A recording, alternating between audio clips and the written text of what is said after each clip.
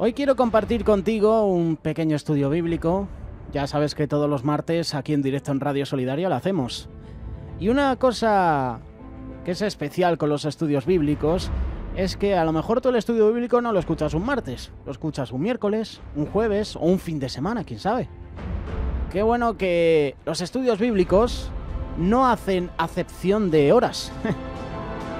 Puedes escucharlo en cualquier momento. Y seguimos viajando con Pablo. La semana pasada estuvimos en el capítulo 19.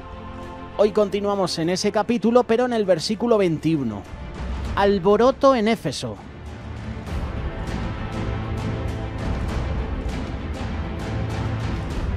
Pasadas estas cosas, Pablo se propuso en el espíritu ir a Jerusalén, después de recorrer Macedonia y Acaya, diciendo: después que haya estado allí, me será necesario ver también a Roma.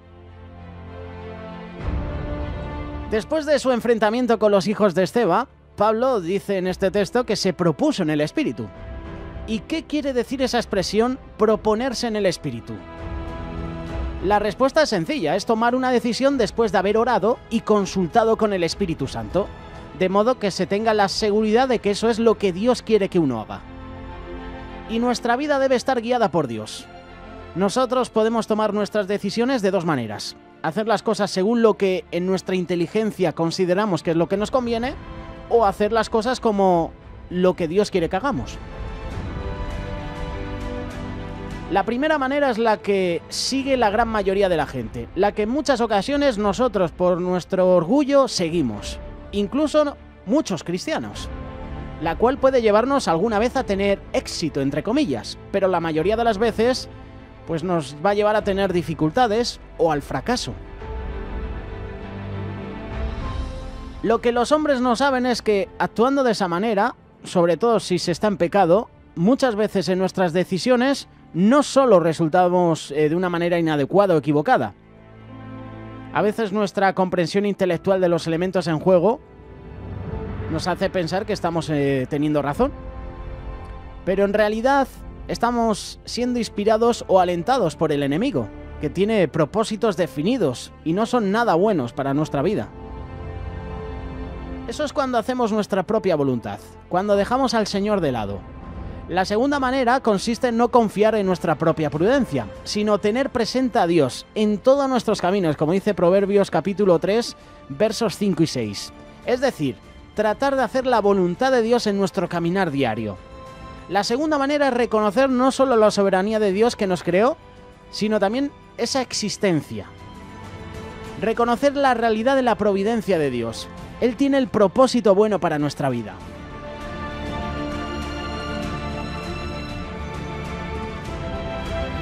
Quien quiera que siga esta segunda vía, esta segunda opción, siga fielmente lo que Dios le inspire.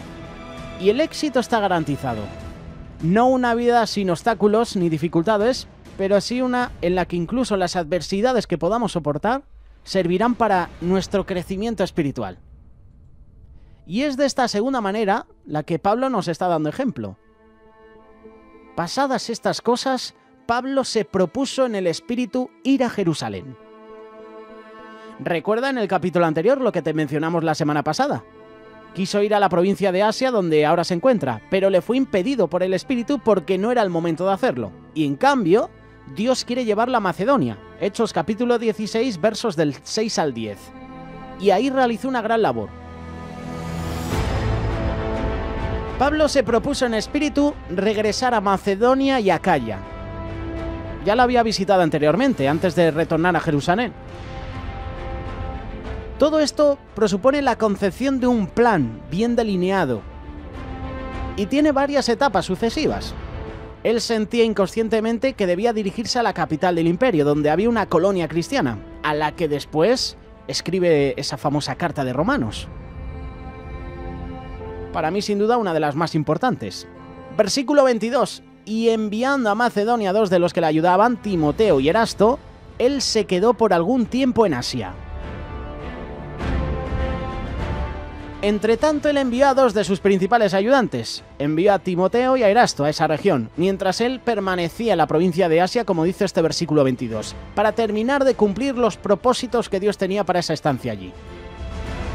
El hecho de que este texto diga que se quedó por algún tiempo en Asia, podríamos pensar que a lo mejor se quedó también en Éfeso, predicando la palabra, o en algunas provincias, en algunos pueblos de la zona.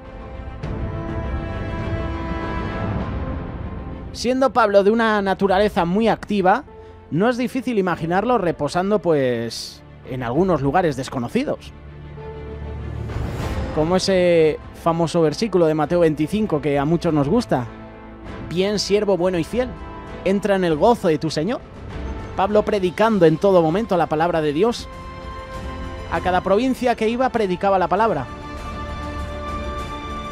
Cada cosa que hacía Pablo, cada milagro, tenía una repercusión. Y el pueblo de esa ciudad se convertía. No todos, porque todos rechazaban la palabra. Aquí se nos está informando de los planes, de los viajes de Pablo. Diciéndonos que después de estar en Macedonia, tiene el propósito de ir a Corinto, donde se quedará una temporada porque no quiere verlos del paso. Y enseguida añade, pero estaré en Éfeso hasta el Pentecostés, también lo menciona este versículo.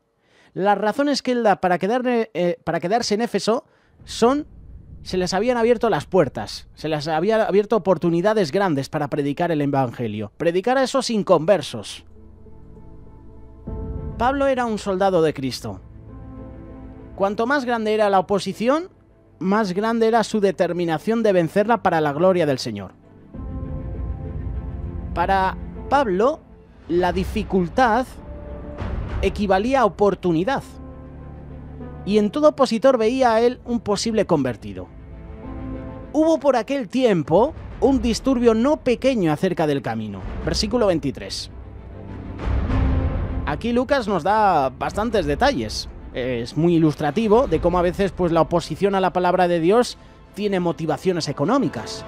En Éfeso había un numeroso grupo de artesanos a quienes la predicación de Pablo contra los ídolos hacía perder clientela y les hacía, pues, perder dinero. Pierdes clientes, pierdes dinero.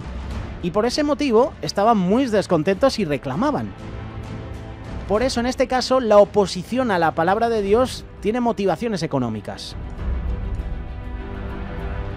Este capítulo o estos versos son un ejemplo de la hábil demagogia del diablo que sabe agitar a las masas, las empuja en determinadas direcciones que puede ser una ruina. Y nosotros podemos concluir que donde quiera que haya una agitación popular que degenere en violencia, ahí están las huestes demoníacas. Ahí está el enemigo, atizando las pasiones, los sentimientos. Y a veces esos sentimientos son sentimientos patrióticos, desinteresados como aparentan. A veces ese orden patriótico o desinteresado puede ser más bien orgullo local o porque están obedeciendo intereses y ambiciones particulares. Se puede notar que en este versículo se designa la fe en Cristo con el nombre de camino. Hubo por aquel tiempo un disturbio no pequeño acerca del camino. Jesús es el camino, la verdad y la vida. O sea que los motivos de estos disturbios era por la fe, por la palabra de Dios, por Cristo. El Evangelio constituye una forma de caminar con Dios y hacia Dios de la mano con Jesús. Pero es también una regla de vida. Versículo 24. Porque un platero llamado Demetrio, que hacía de plata templecillos de Diana, daba no poca ganancia a los artífices. La ciudad de Éfeso era el centro del culto a la diosa Artemisa, a la que nuestra versión española le da equivocadamente el nombre de Diana, que los romanos también le daban a otra Artemisa. Y eso se difundió por todo el Oriente. La ciudad se jactaba de albergar un templo a esa diosa de la fecundidad que era considerado como una de las 7 maravillas del mundo. En la ciudad había un platero que hacía reproducciones pequeñas del gran templo, con lo cual daba trabajo a los muchos artesanos que trabajaban para él. Y podemos suponer que él había todo un gremio, había un montón de gremios de artífices, pues que labraban. Labraban el metal precioso y seguramente con estos templecillos que hacían, pues se ganaba la vida. Seguramente había una jugosa ganancia. Versículo 25 y 26, a los cuales reunidos con los obreros del mismo oficio, dijo: varones, sabéis que de este oficio obtenemos nuestra riqueza, pero veis y oís que este Pablo no solamente en Éfeso, sino en casi toda Asia, ha apartado a mucha gente con persuasión, diciendo que no son dioses los que se hacen con las manos. Aquí el negocio estaba amenazado por una disminución en la demanda causada por la predicación de Pablo. Proclamaba que los ídolos y las estatuas hechas por mano de hombres no son dioses. Demetrio y los artesanos que él había reunido para hablarles veían en la doctrina de Pablo una amenaza para su negocio, porque no se contentaba con enseñar en la ciudad estas cosas, sino que llevaba su predicación a toda la provincia, apartando a mucha gente del culto a la diosa que el pueblo veneraba. Aquí la oposición a la palabra de Dios, a predicar la palabra, era la economía. Si Pablo predica y convierte a estas personas al Dios verdadero, ¿qué hago yo con mi trabajo aquí creando templos para la adoración a esta diosa? La palabra del líder de los plateros son un testimonio del impacto que estaba teniendo la predicación de Pablo. Abría los ojos a la gente y les hacía que dejaran de comprar los productos que los artesanos confeccionaban, esos ídolos hechos por manos de hombres. Versículo 27. Y no solamente hay peligro de que nuestro negocio venga a descreditarse, sino también que el templo de la gran diosa Diana sea estimado en nada y comienza a ser destruida la majestad de aquella a quien venera toda Asia y el mundo entero. Aquí vemos al perrillo de Demetrio, ¿no? Como se suele decir. Qué actitud más mala, ¿no? Demetrio astutamente apela no solo a la preocupación económica de los de su gremio, sino también a sus sentimientos religiosos y a sus sentimientos nacionalistas. Y esto es lo que estamos viviendo en España. Esa independencia, esos nacionalismos, esos sentimientos patrióticos. Esos sentimientos religiosos, esos sentimientos nacionalistas, estaban fuertemente unidos a los primeros, porque su ciudad era el centro del culto a la diosa que veneraba toda la provincia de Asia, y atraía a muchos extranjeros, daba prestigio a la ciudad. Y podemos notar que en este incidente se unen estas tres motivaciones: dinero, religión, patria. Y estos se han unido, se han coaligado con mucha frecuencia a lo largo de la historia. Y esto provoca conflictos, y esto es lo que estamos viviendo en España y en muchos países. En el fondo de los tres subyace el egoísmo. Mi dinero, mi religión, mi patria, y esa es una alianza nada santa. Y esto crea rivalidades, esto crea guerras entre naciones, entre pueblos. Y eso es lo que estamos viviendo en Cataluña, por ejemplo. No hay que ir muy lejos. En vez de estar unidos, nos estamos destruyendo entre nosotros. Y eso es lo que quiere el enemigo, que nos autodestruyamos. Ha venido para matar, para robar, para destruir. Ha venido a destruir la familia. Y si empieza por separarnos, si empieza por separar un país, ¿cómo va a acabar ese país? En ruina. Cuando oyeron estas cosas, se llenaron de ira y gritaron diciendo: «Grande es Diana de los Efesios». Versículo 28. Las palabras de este Demetrio tuvieron el efecto deseado. Enseguida se enardeció la multitud y empezaron a vociferar reivindicando a la diosa, pero no mencionando su preocupación comercial. Deben de haber sido la más poderosa de las tres motivaciones. Demetrio era sin duda un hombre muy hábil, era astuto, con muchas condiciones de líder. ¿No vemos nosotros con frecuencia detrás del discurso demagógico que solivianta a las masas, que se esconde a veces el interés personal de unos cuantos? ¿No lo ves en los medios de comunicación, ese ego personal por liderar? Y la ciudad se llenó de confusión y a una se lanzaron al teatro, arrebatando a Gayo y Aristarco, macedonios compañeros de Pablo. La agitación se extendió como un reguero de pólvora por la ciudad y pronto los habitantes, posiblemente sin saber muchos de ellos de qué se estaba tratando... ¿Dónde va la gente? Pues donde va Vicente. Ven ahí a un grupo dando voces, gritando «¡Viva la diosa Efesio!», pues que a lo mejor genera expectación. Oye, vamos a ver qué pasa, qué está pasando, vamos a seguir a la multitud. La agitación se extendió como un reguero de pólvora, como te he mencionado. Los habitantes, posiblemente sin saber muchos de ellos de qué se trataba, pues se lanzaron corriendo al anfiteatro. Se llevaron a dos de los colaboradores de Pablo. Se encontraban de paso y a quienes seguramente conocían porque los habían visto acompañado de Pablo cuando estaba predicando. Gayo era nacido en Derbe, lo dice Hechos capítulo 20, verso 4, ciudad que Pablo y Bernabé habían evangelizado en su primer viaje misionero. Era uno de los pocos discípulos a quienes Pablo admite haber bautizado, y lo dice en 1 Corintios capítulo 1, verso 14. Él estuvo con Pablo y lo hospedó cuando el apóstol volvió a Corinto 2 años después y escribió su epístola a los romanos. Romanos capítulo 16, verso 23 tenemos la referencia. Y podemos suponer que Pablo lo amaba mucho. Aristarco es mencionado junto con Gayo en el pasaje citado, Hechos 24, como siendo originario de Tesalónica. Estaba con Pablo cuando éste fue embarcado en Cesarea para ser llevado prisionero a Roma. Permaneció preso con él hasta en esa ciudad. Y queriendo Pablo salir al pueblo, los discípulos no le dejaron.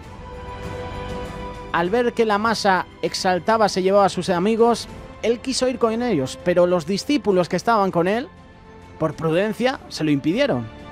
Y queriendo Pablo salir al pueblo, los discípulos no le dejaron. A veces queremos reaccionar, queremos saltar a alguna persona cuando se ha hecho una injusticia y nos lo impiden los hermanos. Qué bueno que tengas hermanos que ante una situación difícil, injusta, te impidan que saltes ahí ese orgullo de ti y te digan, oye, cálmate, no hagas esto, no reacciones así porque a lo mejor las consecuencias pueden ir a peor. Qué bueno que puedas tener hermanos así, que te paren, que te digan, quieto, parado. Podríamos seguir horas y horas compartiendo este pasaje, pero hasta aquí lo vamos a dejar. Alboroto en Éfeso, la que se ha montado, Este Demetrio, poca broma con él, Y hoy en día hay personas así, que agitan a las masas, que quieren revolucionar el país, que quieren revolucionar el mundo, con ideales que no son los adecuados. Puede ser por la economía, puede ser por la patria, ese orgullo. Hay personas así en todo el mundo. Quieren aprovecharse de las debilidades de las personas, de que una persona esté mal, para generar reacciones negativas.